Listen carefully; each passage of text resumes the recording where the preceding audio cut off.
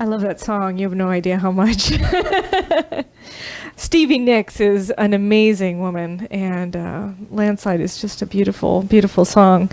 And it was bringing up to me, just with what Ali was saying and Amy, about how our relationship is to ourself, what's important about our relationship to ourself. And then I started thinking about relationships in general and how I met Amy. It was an interesting story. We have a mutual friend. Her name is Dawn Renz.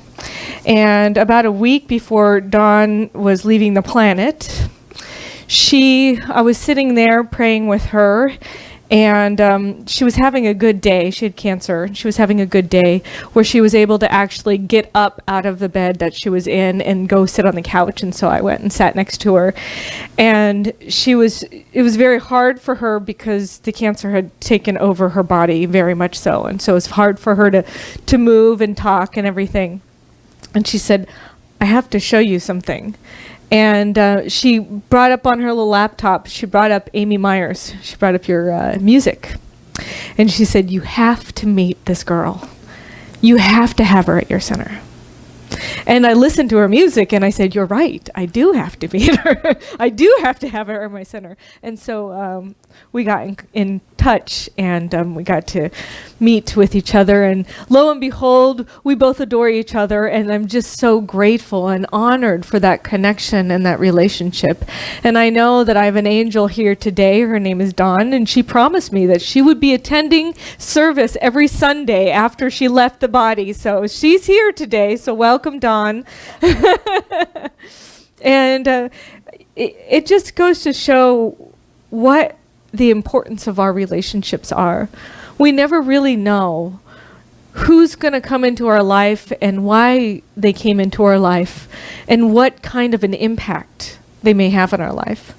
And there might just be one person who says something to you passing by that awakens you to something else about yourself, and they don't know, but they were integral to your own realization of God, of the divine, of the holy expression of all. And so honoring our relationships, finding out how we can be better and more connected to each other is really important. I was doing a little research and I thought, well, what are relationships? What does a dictionary say relationship is? And the dictionary says relationship is the way in which two or more concepts, objects, or people are connected, or the state of being connected. Simple as that, the state of being connected. So everybody in our life is a relationship, every single person, because the infinite, God, Spirit, the universe, is everywhere present. It created everything, and it is in all places simultaneously. It's in me and it's in you, and there's no disconnection between me and you except our own perception that we're not connected. And I think to myself, that's why wars happen. That's why anger happens, because we forget that we're connected to each other. If we really believed and we really knew how important the other person was for our life, would we be doing that? If we really knew that the other person in another country who thought and behaved differently than us was part of our soul, would we really commit violence against that person? But then it brings it back to ourselves. How much violence are we committing to ourselves? How much are we doing to ourselves? And maybe that's what's out picturing out into the world today, is because we cannot accept ourselves for who we are. All the different committees and people that we have in our head, we're not willing to say, it's okay. It's okay. I can love you if you're mad. I can love you if you're upset. I can love you if you're thinking differently. That's okay. I love you anyway. We have a book of the month that's called the How to Be an Adult in Relationships. And basically it's very good because there's some there's some areas where it has, this is what a codependent relationship behaves like, and this is what an adult behaves like. And you're like, oh, maybe I better do the adult thing. But David Rico talks about the 5 A's, that every relationship needs the 5 A's. And we talked last week about the first A, which is attention. So the 5 A's are attention, acceptance, appreciation, affection, and allowing. And last week we talked about paying attention to how we are paying attention to those around us. For instance, when I'm having dinner, am I playing on my phone, or am I being present with the person I'm having dinner with?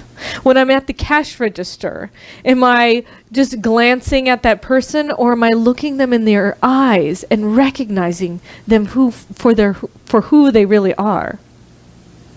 And so this week, the invitation is to think about acceptance.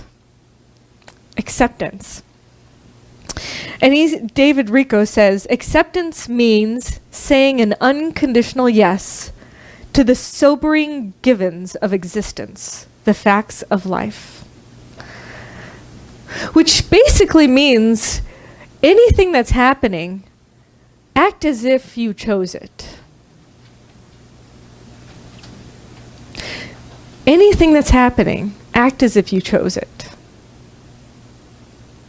Sometimes we forget that we have choice in life because things do happen, right? One of our beloved leadership council members fell this week and broke both hands. And I called her up, and she's such an inspiration to me.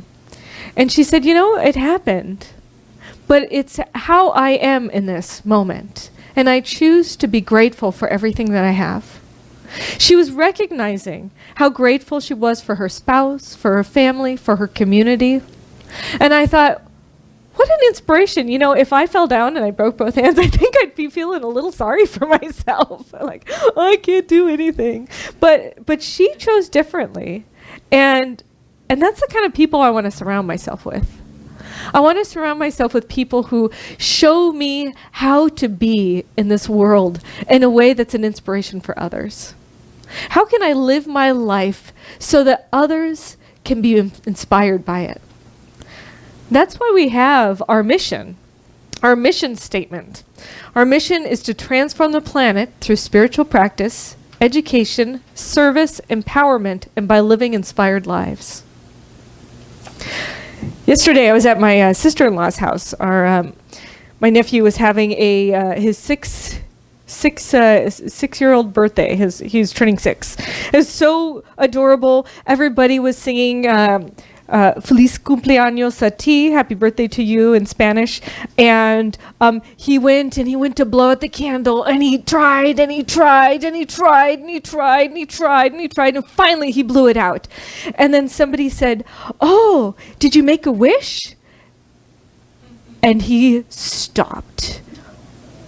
And then he completely took off, ran out of the room, and just burst out crying. And it was kind of adorable looking at him running away because he was so devastated that he didn't make a wish. And so somebody went and retrieved him, and they said, "It's okay. We'll just light the candle again and you can make a wish." And all of a sudden, bright, shiny smile. He was awake again. He was alive. And so we lit the candle, and he blew the candle out, and it was really quick this time. He blew it out right away, and he made his wish. And you could tell he just absorbed it, and he was so happy. But it made me think about how we forget that we have choice in life. We have choice. He didn't know that he could choose again. He didn't know that he had an opportunity to have a replay, right? And I think about how the Infinite One probably sees us. It's probably how I saw him. I just thought, "You're just so cute." I mean, I knew he was upset, but it didn't upset me that he was upset. I just thought that was precious and adorable. His perfection of being a kid and not knowing that he had a choice. And then it was okay, he could choose again. And I think about myself that probably the Infinite One, the Beloved One, God, the one that I connect with, probably sees me from those eyes. From the eyes of when I'm making a mistake and when I'm throwing a tantrum, that the Infinite One is loving me deeply, tenderly, adoring me in my messiness. That no matter where I'm at, I'm perfect, exactly as I am. Even if I'm upset and angry and throwing a tantrum, that God doesn't care. I'm not going to influence or transform the Infinite One into, oh, I'm going to get revenge on whoever got you feeling that way. No. God is more like, I love you. I care for you. I adore you every single moment of the day. And so we can all play in this game we call life. We can all play in this puzzle. Just like we're all puzzle pieces, right? We're all different puzzle pieces. And we all have the opportunity to recognize that we all fit together in a certain way. And sometimes we think, oh, well, nobody understands me. I might think that, nobody understands how to be a minister. My God, what? It's crazy. All this stuff I have to do. Why me, God? Right? But then I realize that it's all about the infinite loving me. And so sometimes the challenges and the strife is the universe pushing me upward into a new experience. I had a relationship before my current one, and I wouldn't say it's a failed relationship. Even though it was dramatic, it was challenging, and maybe we weren't the best fit for each other. But what happened is in that challenge, in that chaos, in that difficulty, whenever my ex left me, I felt extreme sadness and loss. And I felt like I was really alone. And what happened is I realized that if this whole thing was true, this whole spirituality thing that we talk about, if it's really true, if really I'm not alone, then God loves me more than anything in the universe because I am a part of it. Just like you probably love your finger or your hand. I love that I have a hand. It's so important to me. Now, is my hand all of me? No. But my hand is so integral to who I am. And that's how God sees each and every one of us. And so when I was there alone in my despairing days, I recognized that maybe I need to have a different relationship with myself. Maybe I need to have a different relationship with God. And so I tried a little test out. I said, okay, we're going to date, God. We're going to try this out. I know you've been there for me, but I don't really think that I've been there for you. So I'm going to pretend like we're with each other. We're just going to hang out together. However, by the way, I do have some requests. I would like to have some flowers. I would. I was like, you know what? A girl deserves some flowers, right? A girl deserves some flowers. So I said, here's what we're going to do. I am going to court you and love you and adore you. I'm going to pray and I'm going to be connected to that divine source. That's my part of the equation. Your part of the equation is please get me flowers. And so I was in a play at this time. And at this play, I don't know how, but all of my friends happened to come on the same night. And all of my friends who came on the same night to see me in this play, they all brought me flowers. Now, I don't mean like 1 or 2 flowers. They all brought me a dozen roses. I had 10 friends bring me a dozen roses. Can you imagine going home with 10 dozen roses? It was awesome. I was like, yeah, God, let's do this. We are in. I am in this relationship. It's awesome. But then it really woke me up to, wow, that's how loved I am. And that's how loved each and every one of you are. And we forget that. We forget that we are loved and adored. I forget it whenever I'm feeling down. I forget that there's that infinite one that is creating that love for each and every one of us. So we're going to have a little experiment today. We're going to learn a little bit about each other. And what I want to do, this little exercise, where I have 2 questions for you. And so you're going to answer in your head each of these 2 questions. Compared to all the people you know, does your pace tend to be slow or fast? Pace is how quickly or slowly you move to make decisions, talk, etc. Is your pace slow or fast? You have to pick one, okay? You got it in your head? Okay, the next question. Compared to all the people you know, does your priority in life tend to be toward task-related or relationship-related? So, for instance, imagine yourself at a meeting. Are you someone who wishes the facilitator would hurry up and get to or stick to the agenda? Or is your concern about how everybody is having the opportunity to participate? So one is task, one is relationship. Okay, so you guys know your answers for both? Okay, now we're going to have a little evaluation. All right, who had pace is slow, priority is task? Pace is slow, priority is task. All right, good. I'm paying attention here. Okay, so for the people who have their hands up, your relationship style is analytical.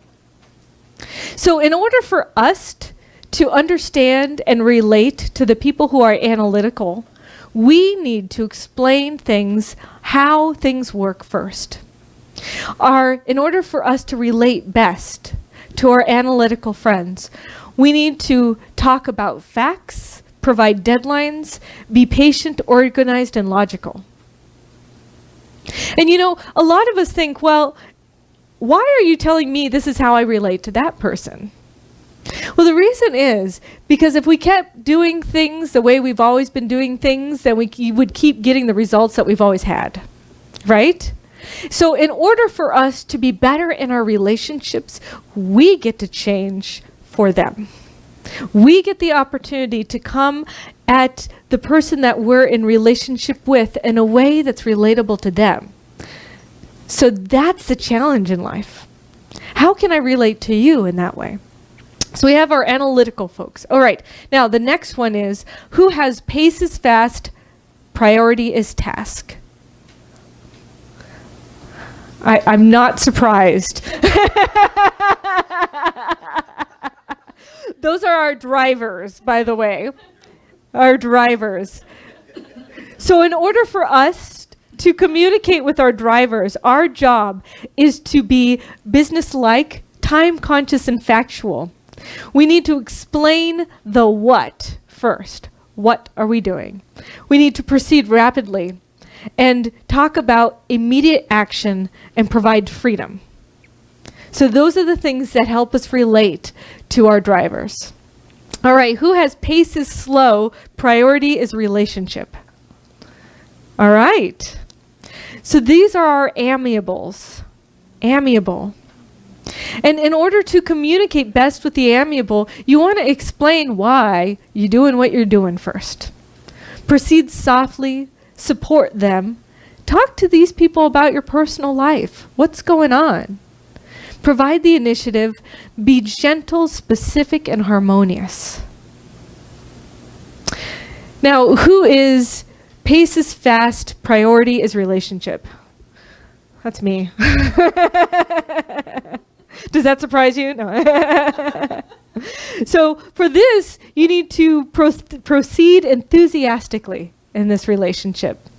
Support that person's intentions. Talk about people and opinions. What's going on? Be stimulating, open, and flexible. Now, did you notice there's a little bit of everybody in this room? Yeah. Isn't that interesting? It's beautiful. It's a beautiful mix, and it goes to show you that we need a little bit of everything for the harmonious expression of the divine to happen. If we all looked the same, acted the same, behaved the same, this world would be pretty darn boring. And so oftentimes, it's not our similarities, but our differences that provide our opportunities for growth, our opportunities for expansion, and our opportunities to find a deeper connection with the divine, with the other person you're in relationship with. Because it's so easy to find it when you're exactly alike. Oh, boom, it's there. But how do you find that connection with everybody who's different? How do you see the world from the eyes of the divine? Will you see the whole puzzle laid out together and you say, look, I'm this piece and I'm important and you're this piece and you're important. But I need you to make the whole puzzle. That's what our challenge is. To see that and to really relate to that. So I encourage you this week to notice people's differences and notice how they uplift you because they're different. Find somebody that you maybe wouldn't talk to and talk to them. Try and reach out of your comfort zone and find somebody new. Maybe it's somebody that you just meet in the store. Ask them where they're from. Ask them about their family. Ask them if they're in a relationship. You'd be surprised what you'd find out. And you'd be surprised what kind of gifts the infinite has planted in the other people for you to have. I never would have known that whenever I met Dawn. I was her practitioner 2 teacher. And we had several months together. And I never would have known what she gave me until now. She gave me seeds. Well, she gave me sparkles and a little bit of Disney imagination. But she also gave me the gift of friendship, the gift of knowing new people, and the gift of how to be an example of possibility in the world, how to provide and support people even if they don't know each other, how to create those relationships with each other. So I invite you to see how you can uplift somebody else that's different than you. I challenge you this week to take that on. And I challenge you to see the puzzle, the tapestry, the beautiful artwork that the divine has created in you and in me. Are you ready to do it? Yes. Are you ready to do it? Yes. Yeah! All right. And with that, let's pray.